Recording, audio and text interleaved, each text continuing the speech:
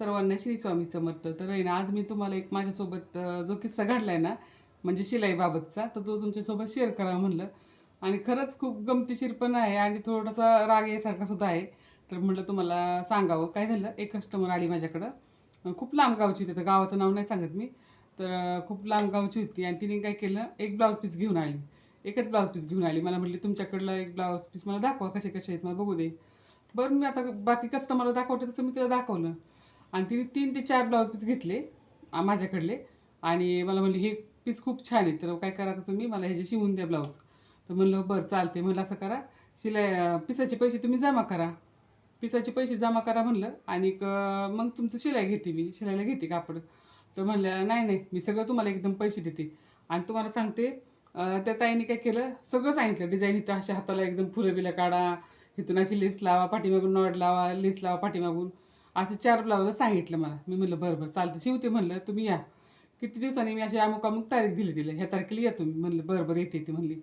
आणि त्यानंतर काय केलं, त्या तारखेला आली बरं का ती. आली मला म्हणली, झालं का हो ताई? तर मी म्हणलं हां झालं की, पैसे द्या की म्हणलं. तर म्हणली, आता पैसे ना तुम्ही ब्लाऊज दाखवा की म्हणली, मी हे करते, तुम्हाला पैसे देते आणि आता थोडंफार पैसे देते बरं का तुम्हाला. तर मी म्हणलं बरं बरं चालते. मी म्हणलं मग तिने दिलेला पीस आहे ना, तोच मी शिवून तिला दिला माघारी. दाखवलं, म्हणलं हो कसं शिवलं आहे मी, घालून बघा. तर अहो ताई, असं कशाला शिवला, हा नव्हतं शिवायचा मला, तुमच्याकडले शिवून द्या म्हणले, तुमच्याकडे जे पीस घेतलं तर ते शिवून द्या मला. तर मी म्हणलं नाही अहो म्हणलं, काय झालं आहे, माझे मिस्टर मी बळच म्हणलं, माझे मिस्टर खवळतात. ते म्हणले की पैसे जमा झाल्याशिवाय शिवायचं नाही. म्हणलं चालते. तर म्हणते नाही नाही, असं कसं, विश्वास नाही का तुमचा, माझ्यावर विश्वास नाही का? तर म्हणलं असं काही नसतं, विश्वासाच्या गोष्टी नाही आहेत. पण म्हणलं तुम्ही जमा केलं असतं तर मी शिवाय घेतलं असतं. तर मला म्हणली नाही नाही तुम्ही, तिला लगेच राग आला. असं कसं, तिला आहे ना राग आला. राग आल्यानंतर ती काय म्हणली की, सगळे शिवून द्या की मी तुम्हाला एकदम सगळे पैसे देते. तर मी तिला काय म्हणलं, तुम्ही जर दिले नाही पीस, मी त्याचं तुम्हाला शिवून दिलेलं आहे ब्लाऊज, त्याचे पैसे मला द्या बाकीचं, आणि ब्लाऊज पीसचं पैसे जमा करा, मी लगेच शिवाय घेते, 2 दिवसात तुमचं शिवून देते.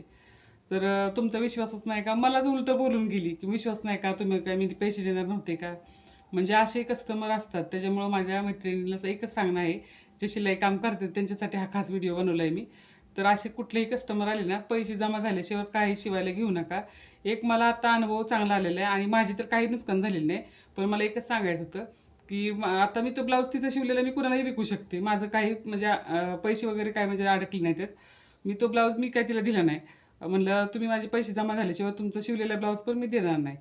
तर प्रत्येक ताईने ना, ज्या नवीन शिकणाऱ्या ताई असतील तर त्यांनी ना नक्कीच हा व्हिडिओ बघा. आणि तुम्ही पण असं हुशार व्हा, का जो मला अनुभव आला तर तुमच्यासोबत मी एक एक अनुभव नक्की शेअर करत जाईल. आणि असे खूप कस्टमर असतात, खूप गोड गोड बोलतात. तर तसल्या गोड बोलणाऱ्या कस्टमर अजिबात भाळायचं नाही.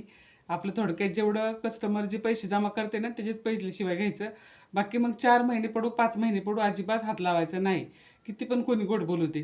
तर माझा आजचा अनुभव तुम्हाला कसा वाटला कमेंट करून नक्की सांगा. नवीन असाल चॅनल लाईक, सबस्क्राईब, कमेंट नक्की करा. धन्यवाद. श्री स्वामी समर्थ.